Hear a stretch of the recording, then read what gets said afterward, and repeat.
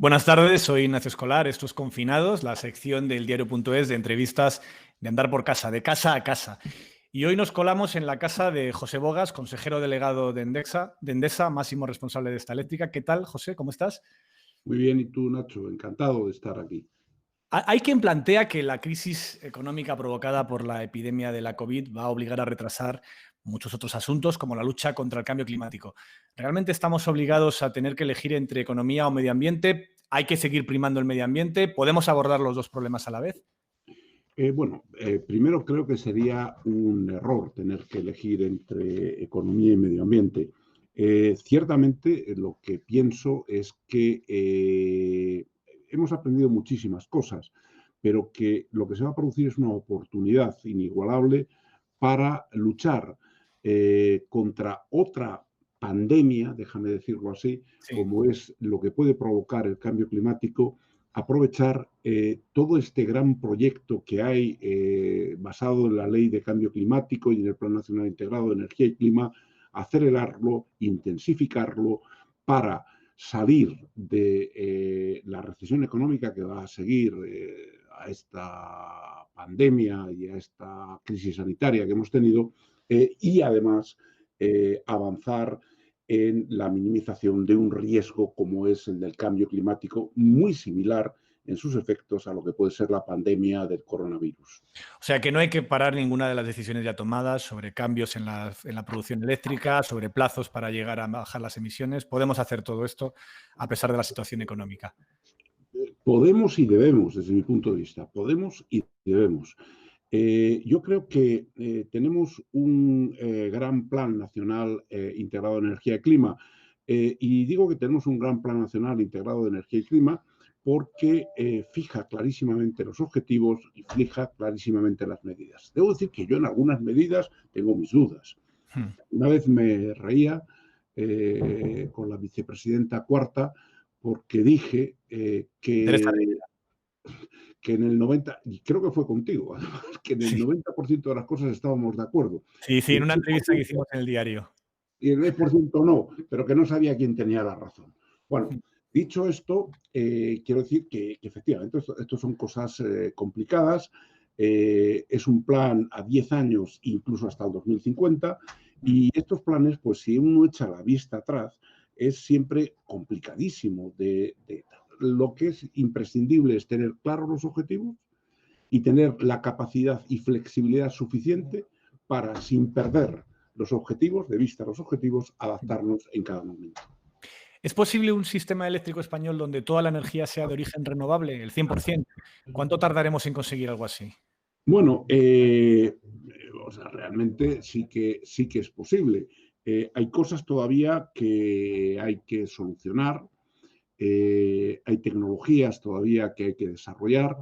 El principal problema que yo creo que existe es el problema de la gestión de unas energías renovables competitivas, pero que todavía les falta una cierta gestionabilidad. Pero bueno, dicho esto, el Plan Nacional Integrado de Energía y Clima pone los plazos, pone las medidas para alcanzar esa 100% renovables en el año 2050, que ojo, que en el sector eléctrico sería más del 70% renovable en el año 2030. En 2030. ¿Cuándo va a cerrar Endesa la última central de carbón en España? Este año ya cerráis dos, pero ¿cuándo se terminan de cerrar todas? Bueno, primero cuando el Ministerio nos dé la resolución de cierre. ¿Estáis todavía pendientes de eso, de que haya una autorización Sí, administrativa? bueno, pero yo creo que para este verano tendremos la resolución de cierre de las centrales de carbón autóctono y para el próximo verano tendremos la de las de carbón importado. Con esto cerraremos estas dos centrales y nos quedarán únicamente dos grupos en Mallorca de la central de Alcudia. Hemos cerrado dos de los cuatro grupos y los dos que quedan han quedado con una utilización limitada y solamente como reserva por motivos de seguridad de Por suministro. si falla otra tecnología y hace falta Por si encender. falla otra tecnología y en tanto en cuanto no exista la interconexión, la segunda interconexión con la península. Una vez que llegue esa segunda interconexión con la península, aproximadamente en el 2025, se cerrarán esos dos grupos.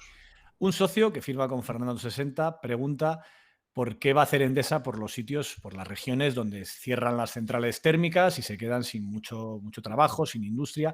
Concretamente pregunta, ¿qué proyectos tiene Endesa para el Bierzo para paliar el cierre de la central térmica de Compostilla, en un lugar tan emblemático para Endesa donde construyó su primera central? Bueno, efectivamente es un lugar emblemático y efectivamente a mí no me gusta hablar de cierre, es una realidad y hay que afrontarla, pero no me gusta hablar de cierre, me gusta hablar de evolución de la comunidad local en la que estamos. Y en esa evolución, y en el caso concreto de Compostilla, bueno, tenemos un plan de unos 700 megavatios de renovables, de instalar 700 megavatios de renovables, y además hemos lanzado un concurso internacional de ideas. Este concurso internacional de ideas, al final se han seleccionado 32 proyectos. De esos 32 proyectos hay proyectos de automoción, hay proyectos agrícolas, hay proyectos madereros, hay distintos proyectos que están en proceso de evaluación para elegir los mejores que puedan ayudar, mitigar y acompañar a lo que puede ser la segunda fase, la segunda vida de una región muy querida para nosotros, porque como tú bien has dicho, Nacho, es donde nacimos. Donde nació Endesa. ¿Y qué va a pasar con el precio de la energía con estos cierres del carbón? ¿Una energía más limpia va a ser más cara? ¿Va a ser más barata? ¿Va a valer lo mismo? ¿Va a subir o va a bajar el precio de la luz con esta transformación medioambiental? Bueno, primero yo debo decir que soy de los firmes convencidos, y así es, y todos los datos lo demuestran, de que la energía limpia va a bajar el precio de la luz. Es cierto que tenemos algún tipo de todavía incertidumbre con respecto a cómo gestionamos esas energías Sí. renovables. Y digo que cómo gestionamos esas energías renovables porque les falta una cierta capacidad, firmeza. Y todo esto se resolverá con sistemas de almacenamiento, Claro, el problema son en baterías. gran medida son las baterías y el almacenamiento, que las renovables es cuando sopla el viento, cuando hay sol, Exacto. cuando llueve y no se puede gestionar tan fácilmente como una central que enciendes y apagas.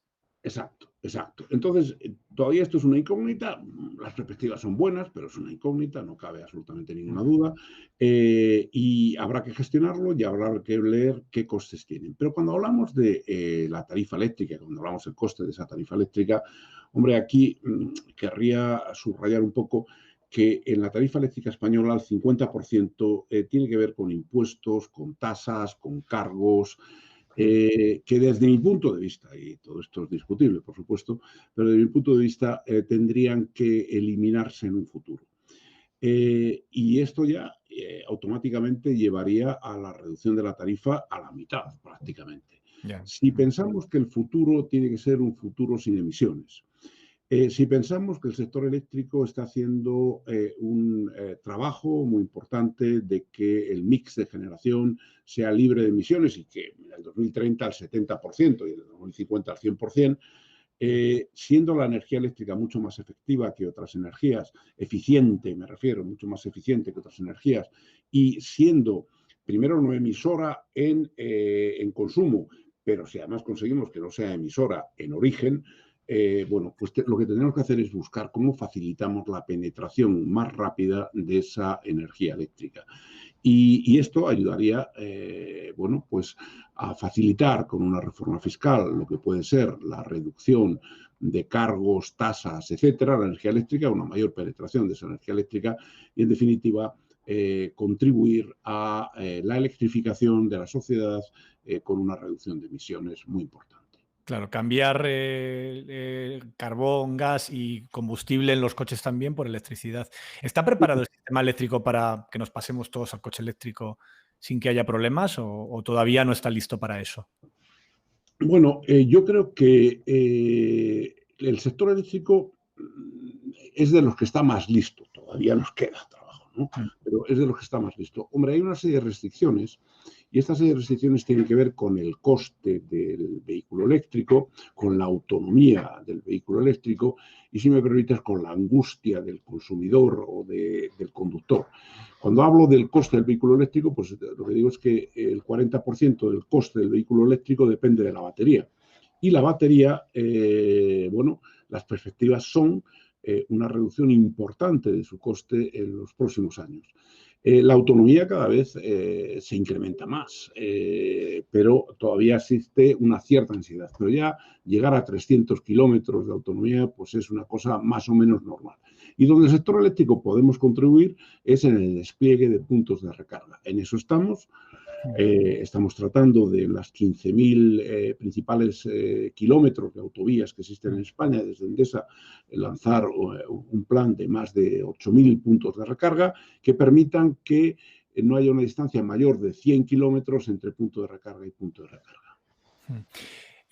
Una socia que firma como Tiaviviloni, a ver si lo digo bien, Tiaviviloni, pregunta sobre el precio de la energía. ¿Por qué en España es más cara que en otros países europeos la energía, la electricidad? Bueno, primero es cierto que en España la energía eléctrica es cara, punto. Segundo, es la quinta más cara, muy lejos de países como Dinamarca, Alemania y Bélgica, que son los más caros, por tener una referencia. Y segundo, si eliminásemos impuestos, tasas, cargos, etcétera, de todos los países estaríamos en la media. Yo creo que esto es notable porque España no tiene recursos naturales como para ofrecer una tarifa barata, excepto lo renovable, en lo que estamos. Ahí podemos despuntar, ahí tenemos una ventaja competitiva con el resto de Europa. Y en el futuro tendríamos que estar por debajo, o sea, una vez quitadas tasas, impuestos, etcétera, hemos encontrado algo que es una tecnología que nos podría hacer más competitivos que otros. Y hablemos del tema de las baterías, porque siempre decías, cuando hablabas de que estás de acuerdo con la vicepresidenta Rivera en casi todo y en lo que no estoy de acuerdo no sabes quién tiene razón, que una de tus dudas es si habrá la tecnología suficiente para almacenar. ¿Qué te parecen los sistemas de hidrógeno? ¿Es posible almacenar electricidad por medio de los sistemas de hidrógeno, de convertir cuando hay picos de electricidad el agua en hidrógeno y de esa manera convertir luego el hidrógeno en combustible? ¿Eso es viable? ¿Es más viable los sistemas de salto, las baterías químicas? ¿Por dónde crees que va a ir ese futuro de las tecnologías? Bueno, esto realmente es una incertidumbre. Yo creo en el hidrógeno, pero son de esas cosas que todavía me hace gracia porque yo siempre solía decir que el triángulo de las Bermudas, los atascos en la M30 en Madrid y el hidrógeno son esas incógnitas que no somos capaces de resolver nunca, ¿no? Pero bueno, dicho esto, yo lleva tiempo hablándose de esto del hidrógeno. Y creo fundamentalmente en el hidrógeno, fíjate, más que en combustible sustitutivo para producir energía eléctrica, en el almacenamiento. Todavía creo que queda mucho por recorrer, pero ciertamente es algo que no debemos dejar olvidado. Puede ser una alternativa muy eficiente en el futuro. Pues a ver si es así. Otra, por cambiar ya del tema eléctrico a la pandemia, ¿tenéis datos en Endesa de hasta qué punto se ha parado la industria? ¿Cuál ha sido el impacto real a partir de los datos de consumo eléctrico y cómo puede ser de rápida la recuperación? ¿Cómo está esta vuelta a la actividad? Si estamos como estábamos antes, si estamos consumiendo menos, ¿qué está pasando? Bueno, primero, en España venimos sufriendo datos de demanda, una ralentización del consumo industrial, yo creo que es desde octubre del 2018, más o menos. ¿Desde entonces estaba frenándose el consumo industrial? Está frenándose. Este sector industrial, por ejemplo, del 1 de enero al 15 de marzo, quiere decir, cuando todavía no había confinamiento ni medidas, pues estuvo cayendo un 2% aproximadamente. Sí. Cae la tercera semana de marzo un 8%, la cuarta semana un 12%, y ya cuando entramos realmente en lo que puede ser la media del confinamiento hasta finales de mayo, cae un 20%. Con oscilaciones, pero con un 20%. Hoy está en un 14, un 15% de caída, es decir, ha habido una cierta recuperación, pero lenta. Más que la industria, lo que me preocupa son las pymes, que han llegado a estar en caídas de un 29%, claro, y ahora están en el 20%, en el 19%. Vamos, esto, cuando alguna gente nos habla de, hombre, está afectando mucho más a España que a otros países, yo creo que hay dos cosas estructurales muy importantes. Una es el turismo y otro el tamaño de nuestras pymes, con menos resistencia que la que tienen otras empresas de otro tamaño.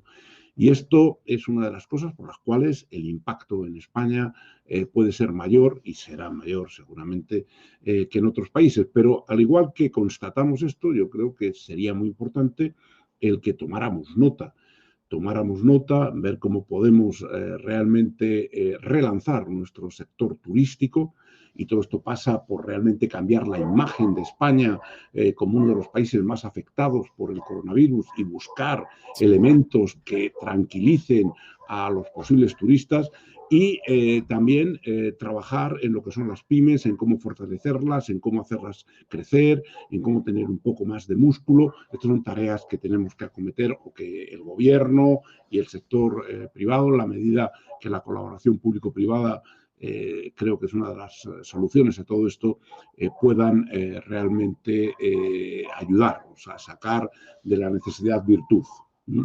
¿Te imaginabas una situación así como la que estamos viviendo? Ya parece que vamos poco a poco saliendo, pero como la que hemos vivido. ¿En qué momento te diste cuenta de lo que nos venía encima por el coronavirus? Bueno, primero no lo imaginaba. Absolutamente no lo imaginaba. Es Sabes más, que ahora hay mucha gente que sí que dice que se veía venir y tal, pero muchos otros reconocen que no, que no había tantas evidencias de que esto iba a ser tan tremendo como lo que ha pasado.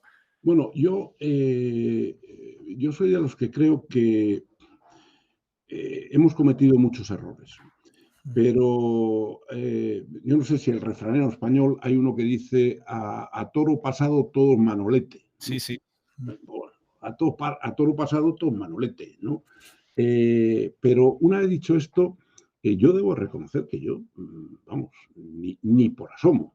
Si a mí me hablan de que íbamos a estar confinados no sé cuántos meses, 2/3 de la población mundial, que se iba a parar casi totalmente la actividad económica, que no iba a haber gente caminando por las calles de Madrid, de Barcelona, de Nueva York, de Londres, que Teruel, que he descubierto que tiene un aeropuerto donde almacenan Poco los uso, pero lo vuelos, tiene, sí.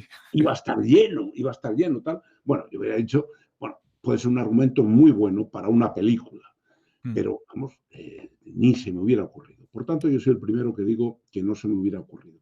Segundo, si no estoy equivocado, yo creo que fue el 11 de marzo o algo así, cuando la Organización Mundial de la Salud habló sobre que realmente nos venía una pandemia, Sí, ¿no? fue el 11 de marzo y no el 30, como decía en la Guardia Civil un informe. Sí, sí, fue el 11 de marzo, fue el 11 de O marzo. sea, que bueno, que todo aquel que diga que tal. Bueno, luego, cuando ya nos anunciaban las pandemias, yo recuerdo que ha habido pandemias, en fin, la viruela, el sarampión, la gripe española al principio o sea, 1900, en la década de 1910, 20, ¿no? Más o menos, la peste, el VIH, todo esto que han sido grandes pandemias con muchísimas muertes, ¿no? Bueno, no hemos sido, o sea, no es una cosa natural y que sepamos gestionar. Y que lo único que sabíamos era que prevenir el contagio era la mejor forma de actuar. China anunció que ocurría algo raro en diciembre del 19, si no recuerdo más. Sí. Antes de esta pandemia, bueno, pues hemos tenido otras donde se ha quedado muy confinado en China o en Asia. Y bueno, como decía, a toro pasado todos son un manolete, ¿no? Ya. Yo creo que no supimos valorar esta pandemia y sus consecuencias en su justa dimensión. Dicho esto, es un tema muy complejo, es un tema donde todos podemos opinar y donde lo que a mí me gustaría es que hubiera una convergencia de esfuerzos para salir de la situación en la que estamos lo más rápidamente posible. ¿Por qué crees que el diálogo social está funcionando y los sindicatos y la patronal, las empresas y los trabajadores se están poniendo de acuerdo en los temas importantes? Ha habido, por ejemplo, un acuerdo muy importante con el tema de los ERTES, pero no funciona el diálogo político. No hay, en el Parlamento, entre el gobierno y la oposición, no están logrando ponerse de acuerdo en los temas importantes como Bueno, comentas. primero, por lo poco que yo sé, ¿no? Pero creo que el diálogo social ha fluido en paralelo con la crispación política en muchísimos países.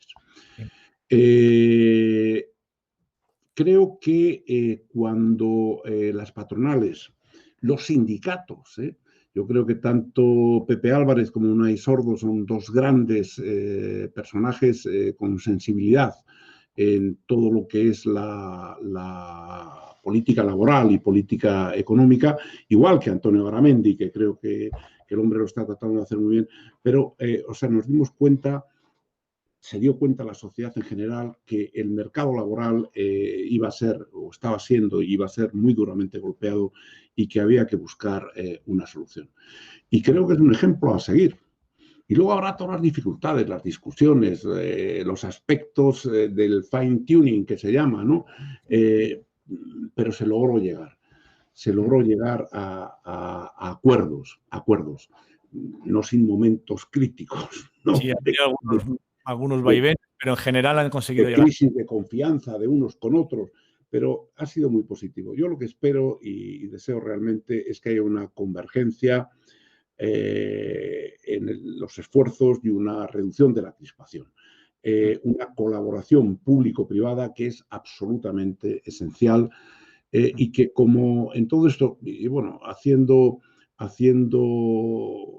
o apoyándome en patrocinios que hacemos nosotros del baloncesto español y de los atributos que tiene los equipos de baloncesto y de las épicas deportivas del trabajo, el esfuerzo, la colaboración, el equipo y cómo hemos superado y recordando las medallas de la selección femenina de baloncesto y la masculina, por supuesto. Esto va de que todos trabajemos y nos esforcemos en lo mismo. Y después, efectivamente, ha habido muchos errores. Ha habido muchos errores. Bueno, pues ya se verán los errores. Pero quiero decir, hay que evitar la crispación hoy, colaborar a futuro. Es muy grave lo que nos ha ocurrido y es muy importante que salgamos cuanto antes. Va a haber muchísimo daño social, creo yo, muchísimo más de lo que yo desearía y debemos de jugar todos en una épica deportiva, déjame decirlo así, Sí. uniendo fuerzas. A pesar de que los errores, los retrasos, algunas excepciones en general, la crisis del coronavirus ha provocado una respuesta muy contundente de todos los gobiernos del mundo. Más o menos nadie nos podíamos imaginar que iban a ser capaces de aplicar de forma tan contundente medidas que solo veíamos en un país sin libertades como es China. ¿Por qué con la crisis climática los gobiernos no son capaces de reaccionar igual? ¿Por qué han sido, se le ve más lejos las orejas al lobo al tema medioambiental de lo que hemos visto tan de cerca con el tema de la pandemia del COVID? Bueno, tú lo has dicho, yo estoy absolutamente de acuerdo con ello. Eh, Creo que cada vez somos más conscientes de lo que puede ocurrir. Además, hay un paralelismo enorme desde mi punto de vista entre lo que ha sido esta crisis sanitaria y lo que es la crisis climática. Es más, yo pienso que, y hay algunos informes sobre ello, pero pienso que lo que es la evolución climática con la pérdida de la biodiversidad es Sí, uno de los causantes sí, eso de lo la habla muchos pandemia. estudios. Sí, sí, que tiene relación que la crisis climática, uno de sus efectos laterales es precisamente la proliferación de estos virus. Sí, sí. Exacto. Por tanto, quiero decir, estamos viendo ya síntomas, este y otros más que hemos visto, ¿no? Desde el punto de vista de cambio climático. Pero claro, una cosa es que te veas las infecciones, que te veas el problema sanitario, que te veas no sé qué, y que te hagas actuar, y otra es, oye, que viene esto, que viene esto. Yo, ojalá con esta crisis sanitaria y económica que estamos sufriendo, seamos capaces realmente de elevar nuestras miras y de pensar que además que pienso que es una oportunidad, lo que tenemos que hacer es absolutamente actuar contra el cambio climático, dar un paso adelante. Luego discutiremos miles de cosas, pero creo que esto debe ser miles de cosas de cómo debemos implementar, cómo debemos desarrollar todo esto. Pero una vez dicho esto, creo que no hay opción, es un no-brainer. Ya. Hay que ir adelante contra esto. ¿Y va a ayudar eso a ir adelante o hacia atrás? En el sentido, yo Yo tengo la creo que, sensación de bueno, que puede ayudar a que la gente sea más consciente. Lo que pasa es que siempre que me he puesto optimista, luego me he encontrado con una realidad un poco más pesimista. bueno, entonces, bienvenido al club, ¿no? Yo me encuentro exactamente igual que tú, ¿no? Pero quiero decir, o sea, esto hay que trabajarlo, hay que lucharlo, hay que pelearlo. Hemos aprendido que somos infinitamente vulnerables. Hemos aprendido, creo yo, que no va a salir el que sea más fuerte, sino el que tenga, en fin, el eslogan este, sino el que tenga mayor capacidad de adaptación. Y que, fíjate, veíamos cambios, el cambio climático, el cambio digital y ahora las pandemias, si quieres, que tienen una relación con el cambio climático, pero veíamos una serie de cosas que su evolución en el futuro era muy difícil de gestionar. Hombre, Mm. si es difícil de gestionar la evolución y lo que puede ocurrir con la transformación digital, no digamos ahora en esto que tiene también muchísimas más incertidumbres y que tiene unas consecuencias tremendas, pero consecuencias de todo tipo. Es decir, hacia futuro las empresas tenemos que ser sostenibles, pero no solo sostenibles en el cambio climático, tenemos que ser inclusivos, transparentes, equitativos, justos. Y todo esto es un valor que yo creo que la sociedad ha tenido que interiorizar muchísimo más durante este periodo en que todos hemos estado confinados y, y que quiero creer que va a facilitar que tanto nuestros dirigentes políticos como las empresas, como todos, seamos capaces y en la que quizá por las lecciones aprendidas de la crisis de 2008, Europa ha reaccionado con bastante rapidez.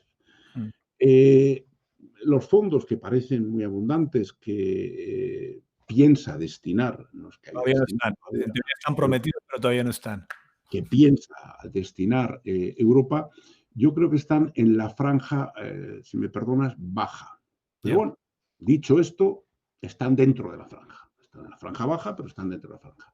El gran problema va a ser, al final, la agilidad, la rapidez con que proporciona estos fondos, que todavía no lo sabemos, va a ser las condiciones que ponga, si es que va a poner algunas condiciones para hacer esto, y va a ser los criterios de reparto.